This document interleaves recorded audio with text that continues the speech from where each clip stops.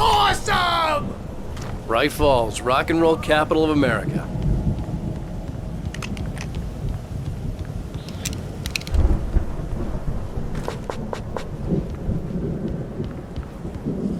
Hey, Al! This way to the farm!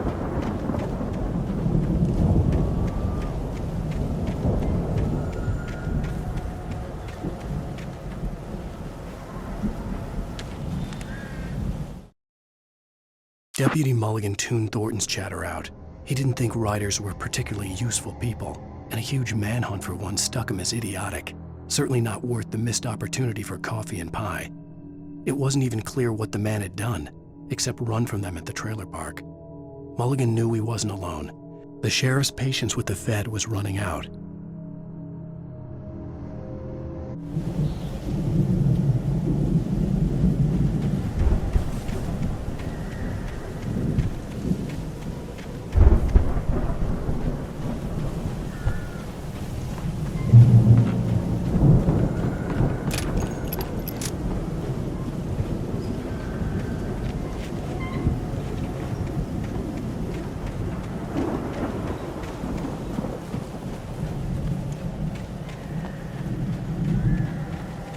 See, bestseller? No reason to worry. Your cutout's good as new, right where I left it.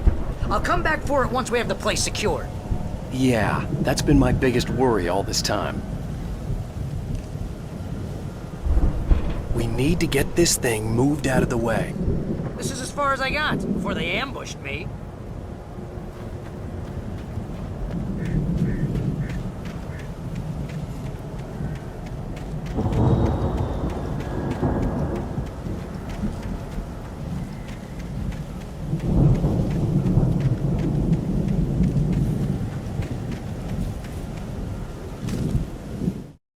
As the deputies hauled Wake and Wheeler away, Agent Nightingale eagerly examined the stack of papers Wake had been carrying.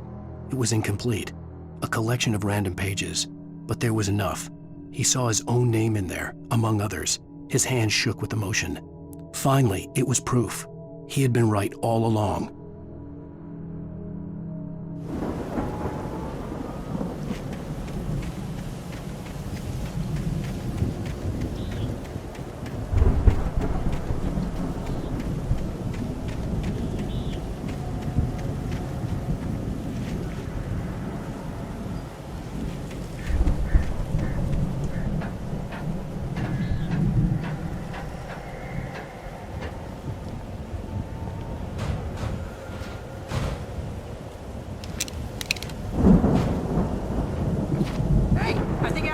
Here has something to say.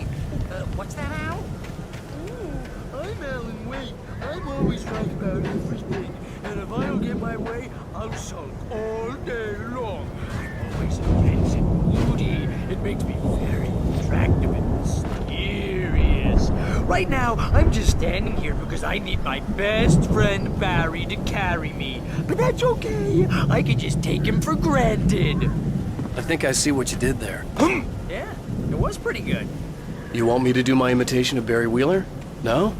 Thought so.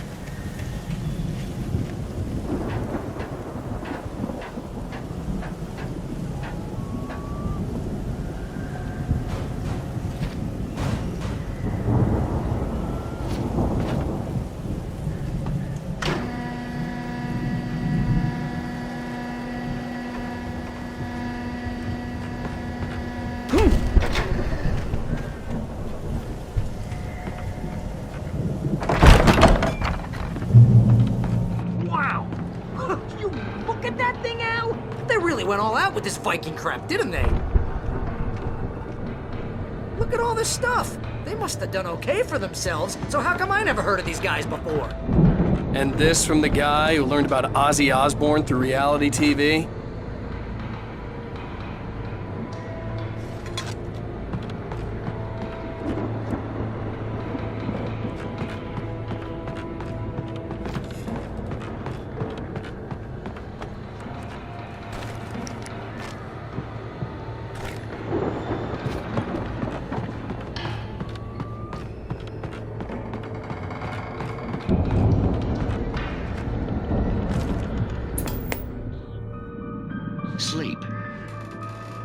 all spend a third of Oh, our Night dreams in its Springs. soft embrace, Man, somewhere brings back between memories. fantasy and Hey, oblivion. remember when I got you that gig? But Your dreams first have a real way of writing forcing job. What got you themselves into started? life, Was this one of your vice episodes? versa.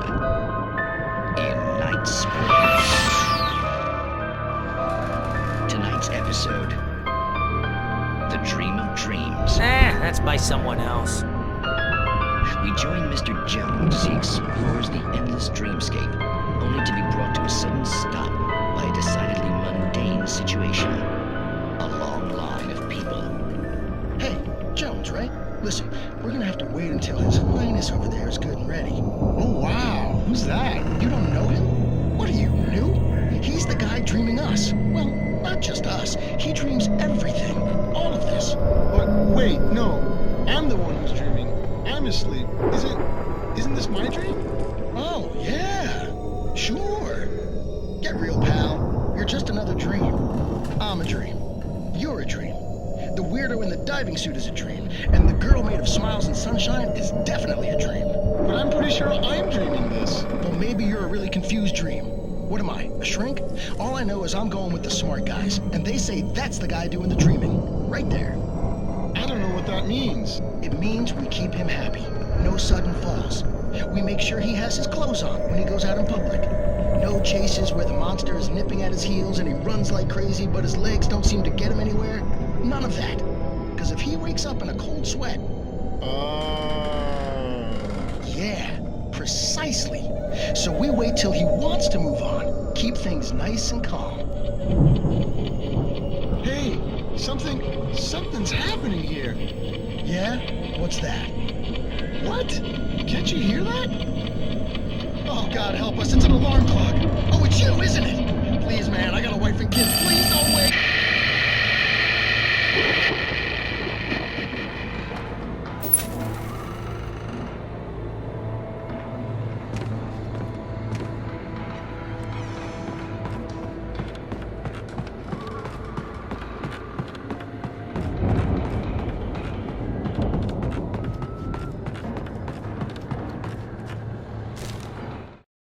It's 1976. Madness reigns at the Anderson farm.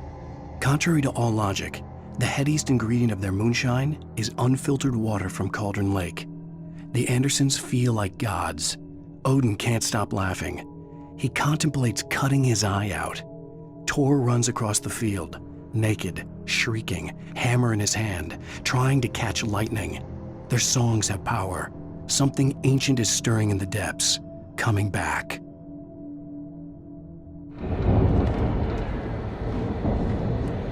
The Viking boat looked imposing, almost like a battering ram.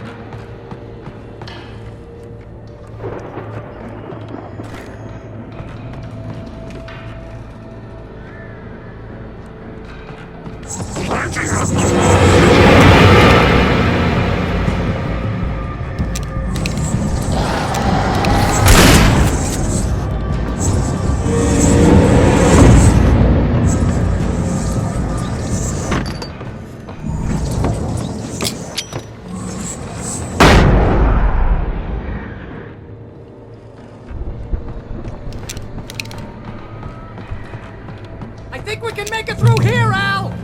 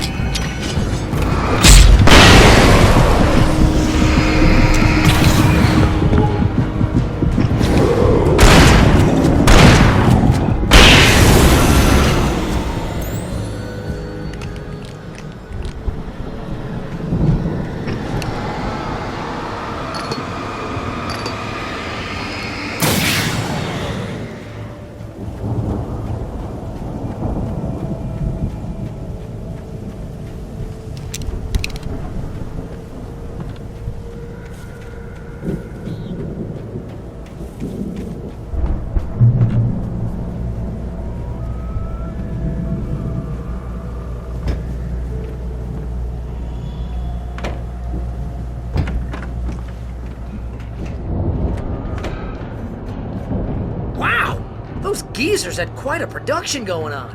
Ooh, you know what, Al? If we make it through this alive, I'm gonna start representing them. Yep, sell this stuff online, maybe get a reality show going, release a new single. Good luck with that, pal.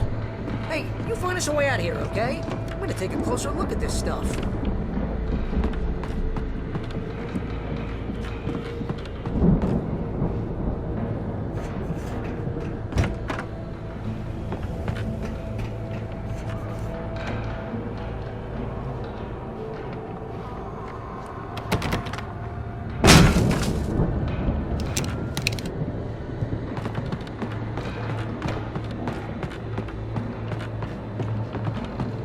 Be careful, Al!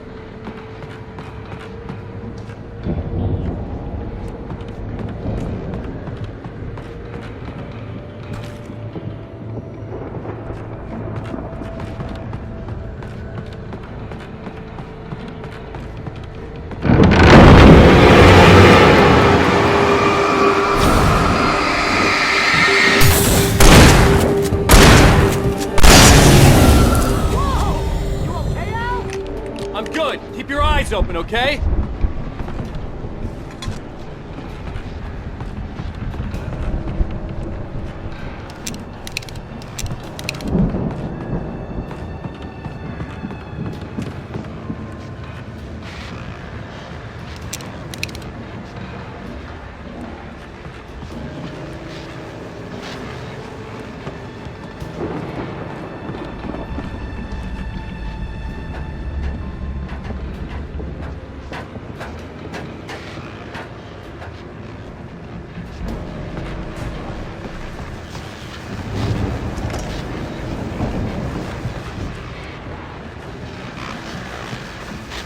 As you regular listeners know, I tend to work through the night, but I'm not the only one.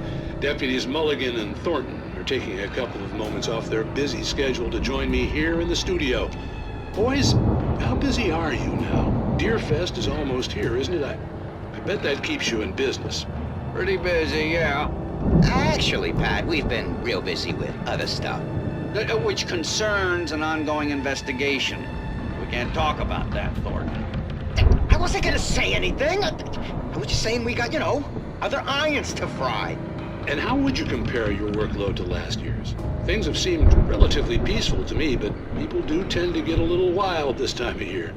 Oh, it's wild, Pat. It's pretty wild. There's been all sorts of trouble this year. Vandalism, fighting, public disturbances. A lot of people gone missing, too. Yeah, it's pretty much the usual stuff, Pat.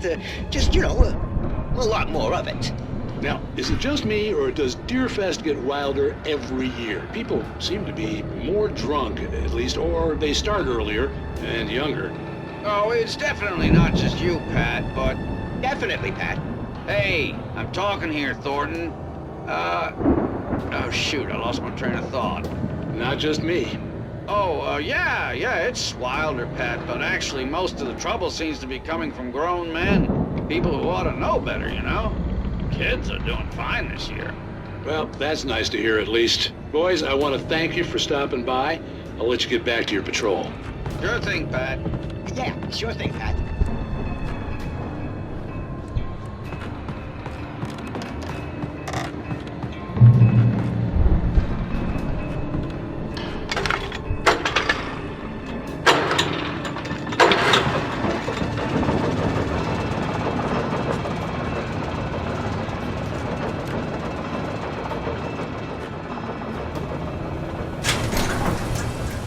I could see the building that had to be the Andersons' home on the other side of the field.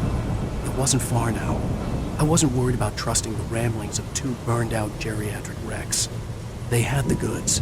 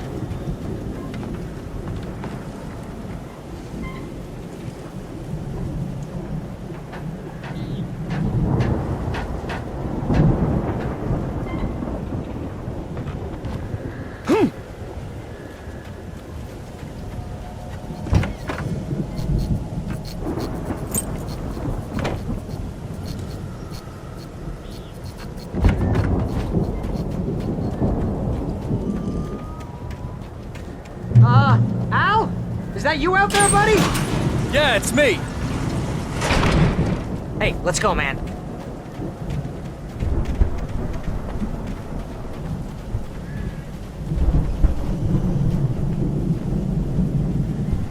I think we're gonna have to work together to open this gate out. It's pretty heavy. Hey, I think that's the farm on the other side of the field. We're almost there. This farm is a crazy place for crazy people. We should feel right at home then.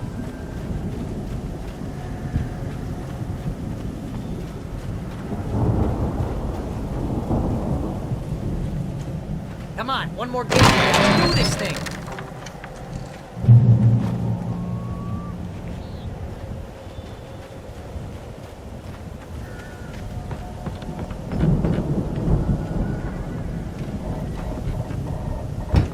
The lights are out.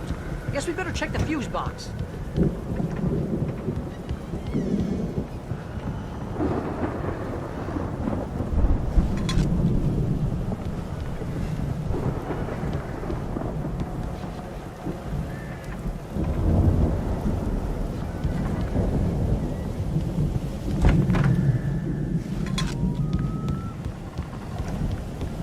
You know, this place looks kind of lived in. I thought the Andersons were in the booby hatch. Yeah, I don't think they keep too close an eye on them at the clinic. They seem to slip away a lot so they can get wasted. No kidding. Those guys sound awesome. Again, Alice's screams rang in the stillness of the night. I saw myself run toward the cabin, flashlight in my hand. I followed my past self. I was an out-of-body observer, a time traveler in a crazy drunken dream. This was the beginning. The night Alice had disappeared. The mystery of what had happened during the missing week was about to reveal itself.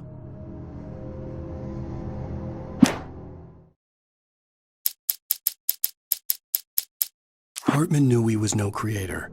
He had no ambitions on that front, and he certainly didn't want to end up like every artist he had worked with here, damaged in ways that were hard to describe, or worse. It was enough for Hartman to maintain creative control and provide direction, to be a producer. That was what most of these people were in need of anyway. Of course, suitable subjects were few and far in between.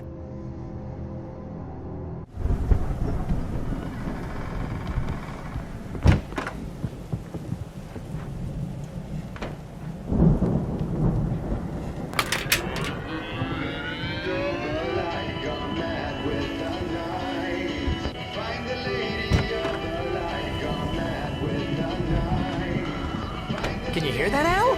Music? Of course, we need to find where it's coming from. That's the message the Andersons talked about. That's the whole reason we're here. Lady of the Light? Oh, that's gotta be, what's her face? The crazy lamp lady from the town. Cynthia Weaver. Right. Must be.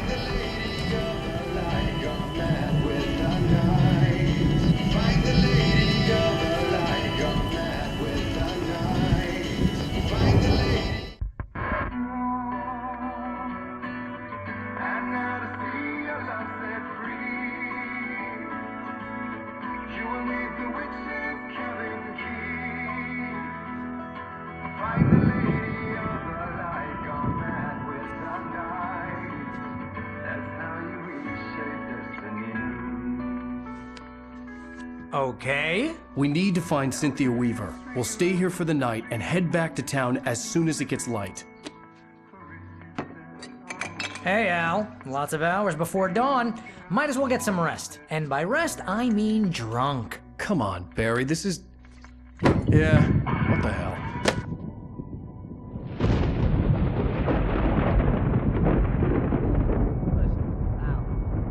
I'm sorry about this. No, seriously, because I know we don't get along, but we're gonna find her, right? And even though you're a crazy bastard, I'm gonna stick by you, no matter what, ever, Al. Sure, like a brother. I'm a writer, goddammit. Correct. If I just wanted to, I could write 10 books a year. And they'd be the best books that year. No, you couldn't. That's right, I couldn't. But I could, because I'm a writer. What? What do they put in this stuff? I feel like my brain is coming out of my nose. I'm gonna get the recipe off those coots and be, A booze millionaire. I just miss her, Barry. I just want her here with me. I know, Al. I know. It's gonna be okay. We're gonna make it okay.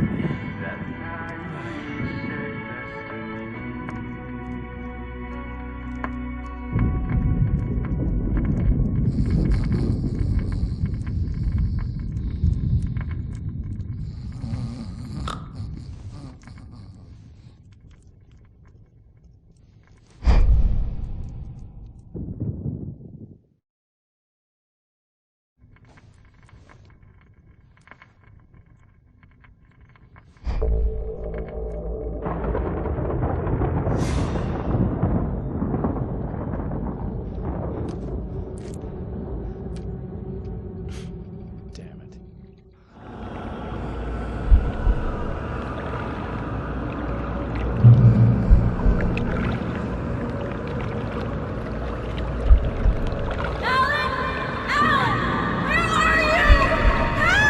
Alice, I'm coming.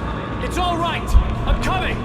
It was a crazy drunken dream, and yet it was more than that. It was the truth, a suppressed memory unearthed by the Andersons' moonshine. I was there, an out-of-body observer. This was the night Alice and I had arrived at Bright Falls, the night Alice had disappeared. I had a chance to find out what had happened.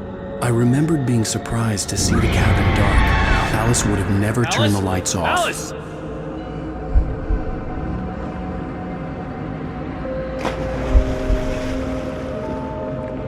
I remembered thinking I caught a glimpse of her form underwater, sinking into the darkness. Diving after her was the last vague memory I had of that night. After that, the next thing I could remember was waking up behind the wheel of the crash car and finding the first pages of the manuscript.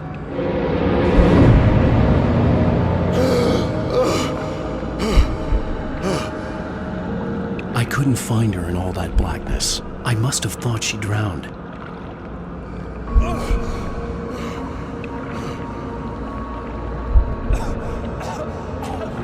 Alice! Jagger had Alice, and so she had me. Alice!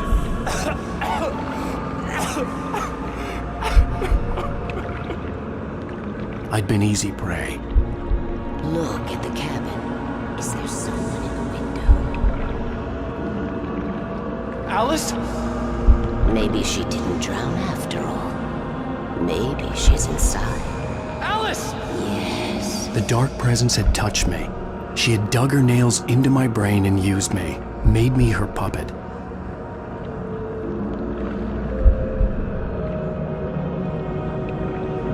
She must be here somewhere.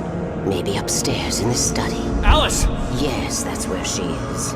You can apologize. Alice! You laugh at the whole thing together and put it behind you. Alice? She's not here. You were foolish to think so. No, she's dead. She drowned. No, no, no! It's your fault your wife is dead. You are guilty. All she wanted was to help you right. You killed her. Oh, hush. There's still hope. Cauldron Lake is a special place. Here, you have the power to change things. She wanted you to write. I will tell you what to do.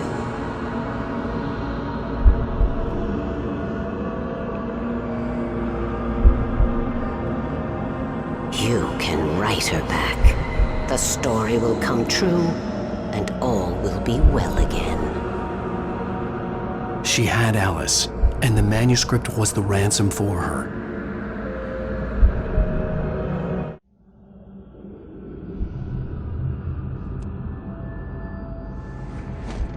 Yes, I'll write. I'll fix it. I'll bring her back.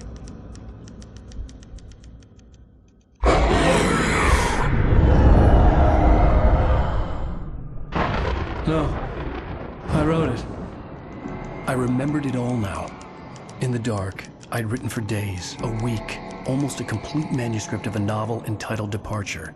Jagger had been my editor, whispering in my ear, making sure that the unfolding story would make her more and more powerful. I thought I was saving Alice.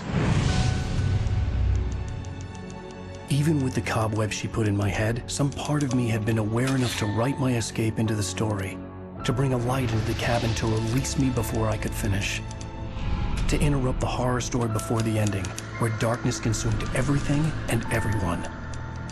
Zane was weak and far away, but I had written him into the story, and his light had been enough to set me free. It isn't here now. I'm here because it was written. I brought the light to set you free. You must hurry. It will know I'm here. It will be back soon. It stole the skin of my Barbara a long time ago. She looks so old.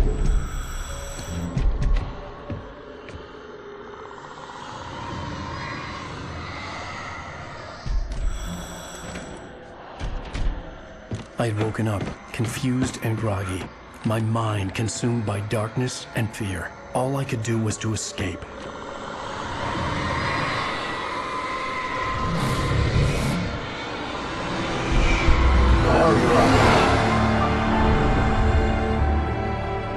The week spent in the cabin had taken its toll. I was barely conscious, and fading fast. It had to have cost Zane terribly, thrown him even deeper into whatever dark place he now haunted. But he had managed to weaken the dark presence, kept me safe that night.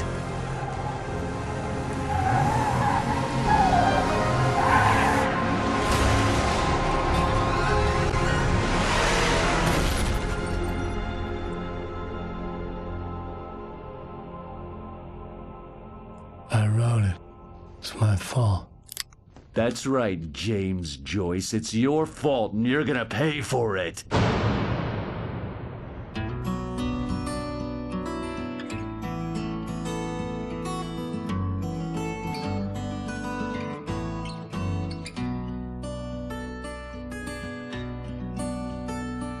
There's an old town road with mystery uptown the poet.